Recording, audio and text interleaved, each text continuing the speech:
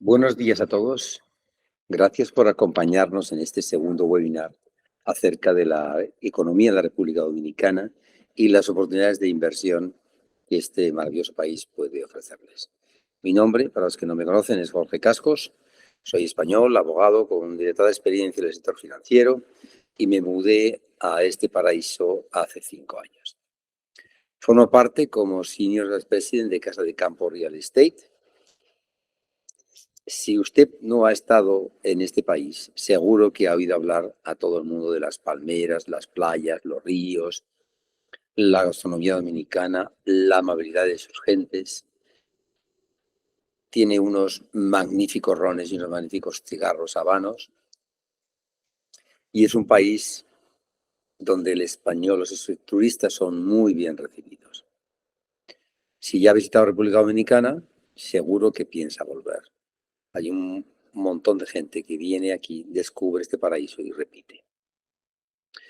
República Dominicana es un país para enamorarse y eso es lo que me pasó a mí hace 5 años cuando me mudé de España aquí con un hijo de 13 años. Casa de Campo Real Estate es la única inmobiliaria con exclusiva en Casa de Campo. Es sin duda el líder en venta de inmuebles.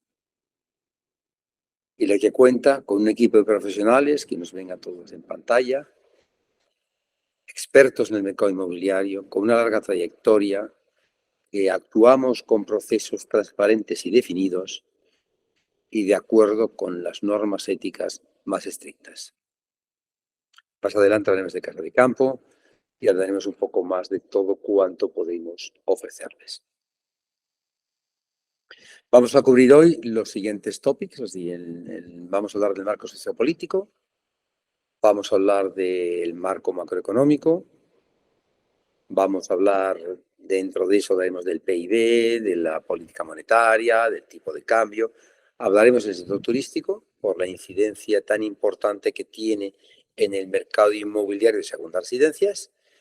Hablaremos de los KPIs, de los indicadores más importantes del mercado inmobiliario en Casa de Campo.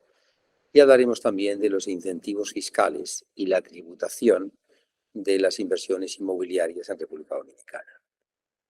Como abogado y profesional del mundo financiero durante muchos años, realmente sé lo importante que es tener información acerca de la economía, el marco legal, la estabilidad política del país en el que se piensa invertir. Hay factores tales como la estabilidad jurídica que son tremendamente importantes. Si tienen alguna pregunta a lo largo de la exposición, estaré encantado de responderles al final de mi exposición. Bueno, aquí vemos una foto de la Conferencia Iberoamericana de este año con los principales mandatarios de países de América Latina y España. República Dominicana es una democracia consolidada, es de las democracias más consolidadas de lo que es el área de Latinoamérica y el Caribe. Desde 2004 a 2020 fue gobernado por el PLD, Partido de Liberación Dominicana de ideología conservadora. En 2020, el Partido Revolucionario Moderno, liderado por Luis Abinader, toma el poder. El nuevo presidente lleva a cabo una política de depuración de responsabilidades de los gobiernos anteriores y pone en marcha la lucha contra la corrupción imperante. Es muy estricto en lo que se refiere a la independencia judicial y está llevando a cabo una labor notable. Abinader es un presidente con una larga trayectoria de éxito en el mundo empresarial. Se ha rodeado de un equipo económico muy bien formado y tiene un ambicioso plan para modernizar el país. El año que viene hay elecciones, en 2024, todas las encuestas indican a que va a repetir mandato y en cualquier caso la alternativa es también una alternativa conservadora en la cual significa que no habría grandes cambios o cambios preocupantes en la política económica y en la sociedad jurídica del país. Si observamos la situación de países de América Latina y el Caribe, si vemos Chile, Perú, Ecuador, vemos que hay una inestabilidad. Venezuela tremenda, una inseguridad jurídica que preocupa a todos los inversores y hace que se alejen y busquen otros destinos de inversión. Como consecuencia de toda esta inestabilidad política en la zona, República Dominicana se ha convertido en el lugar preferido para la inversión extranjera, que está batiendo récords en este país. República Dominicana ha recibido en 2022 $3.500 millones de inversión extranjera directa, FDI. Es la cifra más alta anual registrada en el país desde el año 2011. Y lo más importante, que desde el cambio de década, ningún país de la región, excepto México, ha tenido una inversión extranjera tan importante en su país. Y esto demuestra la confianza de los mercados y de los inversores en el futuro de República Dominicana. Vamos a ver un poco cómo se ha comportado la economía de la República Dominicana y cuáles son sus perspectivas. Aquí estamos viendo el crecimiento del PIB de la República Dominicana desde el año 2000 hasta 2022 y cómo se ha comportado con respecto al crecimiento medio de los países de América Latina y el Caribe. En la gráfica se ve la línea naranja, es la línea de República Dominicana, y la línea azul es la línea del LATAC. Durante los 5 años anteriores a la pandemia, hablamos del 2019, la República Dominicana ha sido el país con mayor crecimiento medio. El crecimiento medio de este periodo fue del 6,1%. Todos estos datos son datos del Banco Mundial. Y aquí lo vemos en la gráfica, digamos 2014 y vemos al 2019, vemos el gap que hay tan grande entre la línea naranja de la República Dominicana y la línea azul, que es la media del PIB. En el periodo 2010 al 2022, el crecimiento medio de República Dominicana ha sido del 5,15%, es decir, ha venido creciendo durante 12 años a una media superior al 5%. Crecimiento sostenido, es un dato tremendamente importante que demuestra una robustez en el crecimiento. Obviamente, en el 2020, año de la pandemia, las economías mundiales se contraen y República Dominicana se contrae en un 6,7% y el área del LATAC se contrae un 7%. Pero ya el año siguiente, en 2021, el crecimiento del PIB fue del 12,3% en la República Dominicana y del 6,5% en el área del LATAC.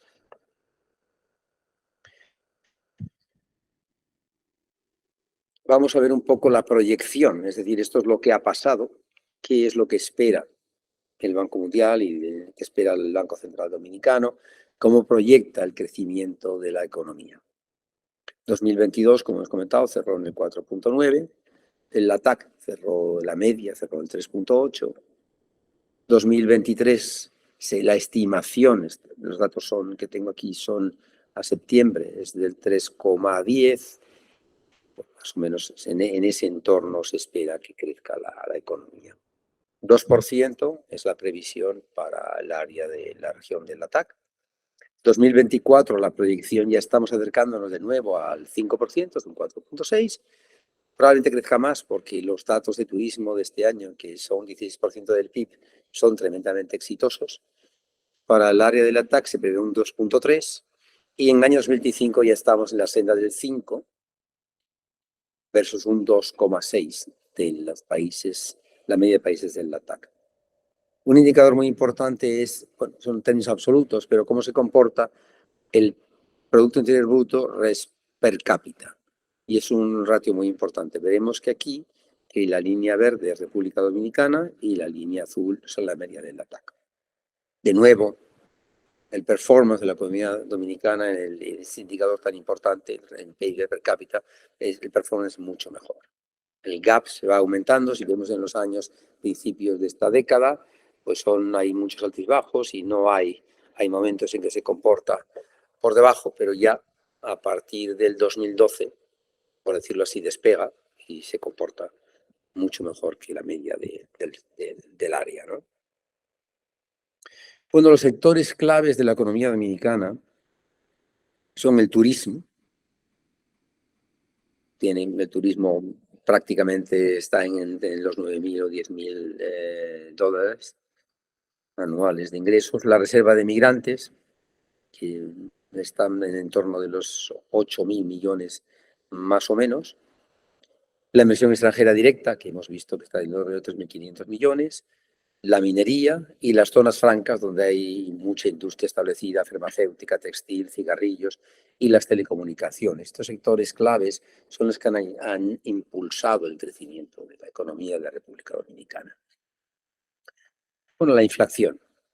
La inflación, como todos sabemos, en el año de la pandemia motivó un crecimiento tremendo de la inflación en todo el mundo, y todos los bancos centrales de los países decidieron subir los tipos de interés para enfriar la economía, intentar contener la inflación y aumentar el crecimiento.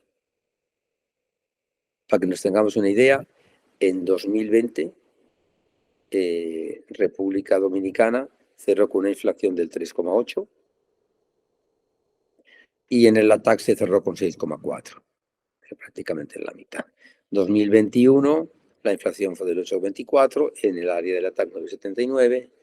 En el 2022 se contuvo la inflación en el 7,83 y el área se subió al 14,60. Y en 2023 se espera cerrar en el entorno del 4,40, 4,30, a septiembre del 4,41 y el 5% del LATAC. Estos datos del LATAC no incluyen la economía argentina, porque distorsionaría completamente esos datos. Además, es un país que ha cambiado de presidencia y las políticas económicas van a hacer un cambio radical. Bueno, la política monetaria. Estos son los instrumentos con los que cuentan los bancos centrales para controlar la inflación y dinamizar la economía. Un instrumento más importante es la deuda pública. Es decir, cuánto se ha endeudado el país para seguir dando servicio a los ciudadanos, para construir infraestructuras. La deuda pública en el país ha crecido en todos los países del mundo.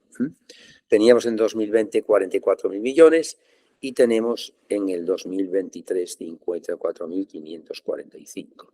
Pero el ratio importante aquí, la medición importante es cuál es el ratio de deuda pública sobre Producto Interior Bruto. Es decir, si la de economía crece y crece el PIB, que crezca la deuda pública no es tan preocupante y tiene hasta cierto punto un cierto sentido. En el 2021, el ratio de deuda pública sobre Producto Interior Bruto era del 56,6% en la República Dominicana. En el 2022, el ratio fue de 45,9%.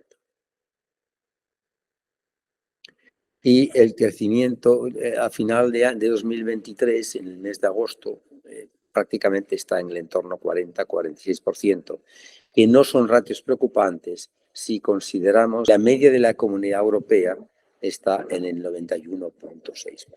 91,6% de la Comunidad Europea, es decir, que está en la mitad prácticamente el ratio de deuda sobre PIB en República Dominicana respecto a la Comunidad Europea. Aquí vemos la comparativa. Aquí podemos ver qué pasó en 2022 y tenemos a República Dominicana con el 45,5% de deuda pública sobre PIB y tenemos el área latinoamericana y el Caribe con el 69% de media. Hay países como Argentina, hasta aquí, en los datos, bueno, algunos son hasta superiores, ¿no? Y luego tenemos países que se han comportado un poco mejor, como México, también es un país mucho más grande, entonces eso tampoco nos dice nada, ¿no? Vamos a ver ahora el tipo de interés, que es el otro instrumento de la política monetaria de los bancos centrales. Después de la pandemia, como hemos comentado ya, los bancos centrales deciden subir los tipos de interés para enfriar la economía.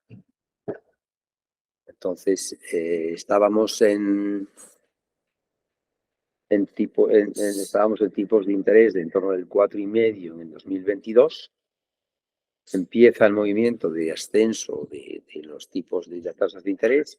Llegamos al 8,5 en noviembre de 2022. Hay que tener en cuenta que el Banco Central Dominicano ha seguido bastante la estela de movimientos de la Reserva Federal. Es verdad que en mayo de 2023 empieza un movimiento decreciente que no es el que la Reserva Federal está siguiendo. Y en septiembre de 2023 estábamos en el 7,5, es decir, habíamos bajado de mayo a septiembre, habíamos bajado 50 puntos básicos y ahora en diciembre ya estamos en el 7% de tipo de interés. ¿Cómo se ha comportado la moneda en este escenario pospandémico, escenario de inestabilidad mundial con la guerra de Ucrania? Pues la moneda se ha comportado bastante estable. Tenemos en cuenta que es una economía pequeña y un país pequeño. Entonces, hay que tener en considerar con una economía muy fuerte, pero es un país pequeño de poco peso económico. Tenemos la moneda en el 2019, prepandemia, estaba en 51,20. Se comportó en 2020 55,46, en el 2021 56,93, en el 2022 54,7 y en noviembre de 2023 está en el 56,7. Vemos que no tiene grandes fluctuaciones, se ha comportado muy bien, es una moneda muy estable porque las arcas públicas están saneadas. Eso es también muy importante ahora para considerar eso y luego los flujos económicos hacia el país están en crecimiento. Bueno, ahora vamos a hablar del sector turístico, que nos incide muchísimo en el mercado de segundas residencias. El sector turístico representa el 16% del. Este auge del turismo, del número de turistas y el gasto medio creciendo, ha impulsado y está impulsando la economía dominicana, especialmente la construcción, los servicios y obviamente el empleo, con un aumento del 24% en el número de permisos de licencias de obra nueva en 2022 versus 2021. Las principales zonas de atracción turística son la ciudad de Punta Cana Bávaro, Romana Valladolid, que es el sur, y en esta zona tenemos dos aeropuertos, el aeropuerto de Punta Cana y el aeropuerto de La Romana. El aeropuerto de Punta Cana recibe más de la mitad de los turistas que llegan al país. Santo Domingo, Boca Chica, Juan Dolio, esta zona de atracción turística, Puerto Plata también, y luego Samaná, que es una zona que también está creciendo muchísimo en los últimos 3 años. Vamos a ver la llegada de turistas. La llegada de turistas prepandemia estaba en 7,1 millones de turistas. La pandemia hizo que los números bajaran dramáticamente hasta el 2,7. No viajaba, no había posibilidad de viajar. La recuperación pospandemia, en el primer año de pospandemia ya duplicamos los turistas anteriores. Y la buenísima noticia es que cerramos con 7,1 millones el 2021, ya superamos ligeramente las cifras de prepandemia, en el 2019, y en el 2023, estamos en 7,6 millones a septiembre. De esos millones que ya han llegado a septiembre, el 78,3% llega por vía aérea y el 21,7% llega por barco, por cruceros, con un crecimiento que nadie esperaba del tema de cruceros, que esperaba que después de la pandemia se hundiera, pero está remontando muy bien. Las cifras ahora, lo que son las cifras que tenemos a diciembre, ya son de 9 millones de visitantes. Aquí vemos el crecimiento de 2023 versus 2022, en septiembre, que es de un 29%. Es una cifra realmente notable.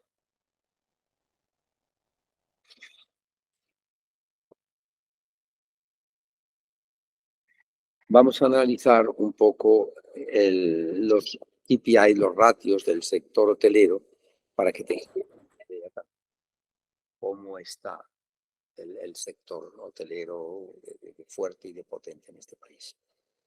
El gasto medio es uno de los indicadores, gasto medio, estancia media y el ratio de ocupación son los 3 KPIs más importantes del negocio turístico. El gasto medio en el tercer trimestre de 2022 era de $139 y el tercer trimestre de 2023 se situó en 153.6. Eso significa $14,6 más al día. O sea, más gasto y más número de turistas. No puede ir mejor las cosas para el sector. Eso es un 10,5% superior al del 2022. La estancia media no ha tenido grandes cambios realmente. En 2022 tuvo un 8,57, en el trimestre del 2023 está en 8,32. Es verdad que pero por una razón muy entendible, durante la pandemia la estancia media era mucho más alta, porque la gente en otras cosas no pudo salir. Y menos gente, bueno, algunas que estaban aquí no se pudieron ni marchar. Vamos a ver ahora el ratio de ocupación. Hablando del ratio de ocupación, tenemos que saber que en la industria turística el break-even, es decir, el nivel de equilibrio en el negocio hotelero, está entre el 60 y 65% de ocupación media. Los datos del país son muchísimo mejores que esa media de ocupación. De enero a noviembre del 2023, la Romana Valladolid fue el que tuvo mayor ocupación media con el 81,5%, seguida de Bávaro Punta Cana con el 77,3%. Son índices de ocupaciones, en el caso de Romana, 20 puntos por encima porcentuales del nivel de equilibrio. O sea que eso es importante. Perdón que se me ha ido la diapositiva. Estábamos aquí. Como contexto, España, que es la segunda potencia turística del mundo, la tasa de ocupación máxima en 2022 fue de 75,4, fue en el mes de agosto del año pasado. Es decir, tenemos una tasa de ocupación magnífica, es un sector en crecimiento, tenemos en torno a 40.000 camas y hay necesidad de construcción de otras 10.000 camas más en el país aproximadamente, según el Ministerio de Turismo.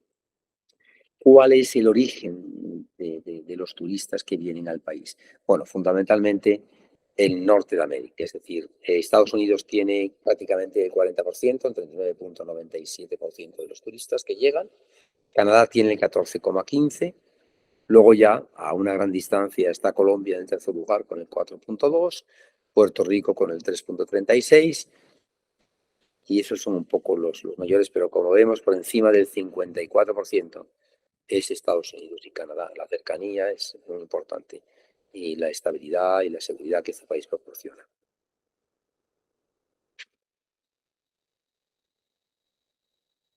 Y ahora vamos a hablar de Casa de Campo. Casa de Campo es el resort de lujo mejor de todo el Caribe. Es el resort más consolidado. Cuenta con una extensión de 563.000 acres y más de 50 años de existencia. Es decir, en Casa de Campo todo ya está. No es que vamos a hacer una marina o vamos a hacer canchas de tenis. No, eso ya lo tenemos. Está ubicado cerca de 3 aeropuertos. A 8 minutos del aeropuerto de La Romana, donde entran jets privados también. Estamos a 45 minutos del aeropuerto de Punta Cana y a 1 hora del aeropuerto de Santo Domingo. Privacidad, seguridad y altos estándares de servicio son lo que Casa de Campo ofrece en los hoteles, en la inmobiliaria, en todo lo que hacemos. Ofrecemos esas 3 líneas maestras. Tenemos un hotel de 5 estrellas magnífico que se amplió el año pasado con 65 habitaciones nuevas y un spa nuevo. Y el hotel forma parte de la cadena Leading Hotels of the World. El resort tiene más de 2.500 residencias de lujo, con unos diseños arquitectónicos notables. Tenemos 4 magníficos campos de golf, todos de Pete Dye, y entre los 4 está Teeth of the Dog, que está entre los 25 mejores campos del mundo. También contamos con la más completa gama de amenidades. Tenemos un club de tenis con 13 pistas de tenis, tenemos 2 canchas de squash, que serán 4 dentro de nada, un club ecuestre, 3 canchas de polo, un campo de tiro, una marina con 370 amarres que está completamente llena, donde ya no entran más barcos. Y hay que destacar dentro de lo que es el resort de Casa de Campo Altos de Chabón. Altos de Chabón es un lugar mágico. Es un pueblo medieval mediterráneo y tiene un anfiteatro conocidísimo con capacidad para 5.000 personas, donde han actuado Frank Sinatra, Julio Iglesias, Rob Alejandro, en fin, figuras de relevancia internacional. La parte de la oferta de restaurantes y de tiendas se centra en la Marina y en Altos de Chabón. Tenemos más de 14 restaurantes que ofrecen una experiencia culinaria internacional de alta calidad. Hay cocina italiana, hay cocina española, hay cocina japonesa, hay cocina mexicana, todo una gama de sabores que merece la pena visitar. También hay que destacar que hay un hospital, la Central Romana, que es la propietaria de Casa de Campo, tiene un hospital donde tiene unos médicos de unas instalaciones de primera calidad y con unos diagnósticos magníficos. Hay un colegio internacional, que es la Lincoln, el sistema británico. Es decir, tiene todo lo que se puede ofrecer para pasar unas vacaciones y también para vivir todo el año, que el número de personas que están viviendo aquí está creciendo año a año. Todas las transacciones que se hacen en Casa de Campo se hacen en dólares, lo cual te da una cierta estabilidad. Todos los inversores que ya están aquí, todas las personas que forman parte de esta comunidad de Casa de Campo, saben muy bien la trayectoria que ha seguido el resort y lo segura y lo rentable que está siendo las inversiones que se están realizando dentro de Casa de Campo. Casa de Campo Real Estate está formada por un equipo de profesionales. Estamos todos a su disposición para asesorarle y ofrecerles la mejor alternativa de inversión, ya sea en una villa o en un terreno para diseñar su propia casa. La venta de parcelas y de villas en Casa de Campo después de la pandemia es un fenómeno que se ha producido en otros países también. Ha experimentado crecimientos impensables.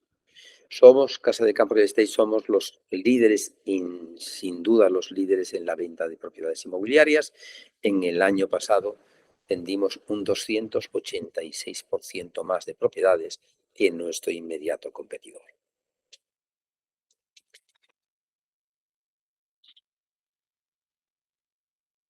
Esta es la Marina. Vamos a ver ahora los KPIs, los principales indicadores del mercado inmobiliario de Casa de Campo. Vamos a comparar enero a septiembre del 2022, 2023 versus 2021. El inventario de propiedades en el 2022, septiembre, era de 64. En septiembre de 2023, 59 propiedades. El número de ventas de villas, el año pasado fue 86, este año 42. Los condos 12 se vendieron y este año 7. Y el año pasado terrenos 41 y este año 36. Las cifras de venta realmente no estamos considerando solo las cifras de operaciones de venta cerradas. Hay muchas operaciones de venta pending que no las contabilizamos y que se formalizarán cuando se termine el pago de la compra y cuando se lleve a cabo, se termine el due diligence y se lleve la transacción.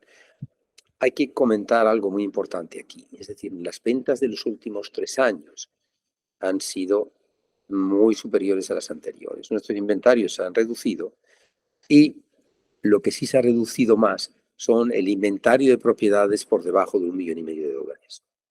Nuestra demanda principal se centra hasta 1,5 millones. Al no tener casi inventario de propiedades de este importe, justifica el hecho del menor número de ventas realizadas en este año. Es decir, tenemos demanda para propiedades de 1,5, no tenemos inventario, luego lógicamente las ventas no se pueden producir. Pero lo bueno es los indicadores que demuestran la liquidez del mercado y la fortaleza del mercado son obviamente las unidades vendidas, pero también lo son el ratio de precio de venta versus precio de lista. Y nos hemos movido entre el 95 y el 100% durante el año pasado, cosa que no pasa habitualmente en ningún mercado. El ratio de absorción que demuestra la liquidez del mercado ha mejorado tremendamente. El año pasado fue el 50% más bajo que en 2021. Estamos en 6.9 meses. Que para un mercado de segunda residencia, no olvidemos eso, no olvidemos que no somos un mercado de primera residencia, está francamente bien. El precio medio de venta también se ha comportado tremendamente y es por lo que decía que están satisfechos nuestros propietarios aquí, porque ha subido un 94%. Es decir, nuestro promedio precio de venta, el precio promedio en el 2022 estaba en torno al millón y este año está en el 1.9. Perdón, el año pasado, 2021, perdón, fueron 1 millón y 2022, 2 millones, es decir, 94% más. Y esto nos demuestra la fortaleza del mercado y la liquidez del mercado inmobiliario de casa de campo, por lo cual les animo a todos, así no son propietarios y no son inversores, a que lo hagan. Vamos a hablar sobre los incentivos fiscales de la inversión extranjera brevemente y con un poco más de detalle de los impuestos relacionados con las inversiones inmobiliarias. Hay dos leyes que incentivan la inversión extranjera, la ley 1695 y la ley 171 de 07. Estos establecen incentivos no solamente al sector turístico, a los sectores industriales, y también ofrece, sobre todo la 17107, incentivos especiales a pensionados y rentistas. En este apartado hay que destacar que países como España y Canadá tienen firmados tratados para evitar la doble imposición que favorecen tremendamente a los españoles y a los canadienses que deciden invertir en el sector inmobiliario en este país. ¿Qué impuestos tiene que pagar el propietario o el inversor en un inmueble en el país? Tiene que pagar un impuesto de transmisiones o de transferencia del 3% sobre el valor fiscal, o sea, sobre el valor declarado en la escritura de compra. Y anualmente tiene que pagar un 1% anual en dos pagos iguales, 50% en marzo y 50% en septiembre. La base de cálculo de este 1% es el valor declarado, el valor fiscal. Hay exenciones de este impuesto para mayores de los 65 años, para los inversores que vengan aquí, hay otros incentivos de algunas promociones que se llaman Confotur, pero esta es la regla general. Luego hay excepciones, como hemos comentado, por los incentivos que se conceden. ¿Cuál es la plusvalía que tengo que hacer cuando vendo una propiedad y tengo una capital gain, una plusvalía? Pago el 25%, pero puedo ajustar el valor de compra con la tasa de inflación de los años en que mantuve el activo de mi propiedad. Y luego algo importante también es que el impuesto de sucesiones para los no dominicanos se respeta la ley nacional del causante de la herencia. Eso es algo también importante destacar.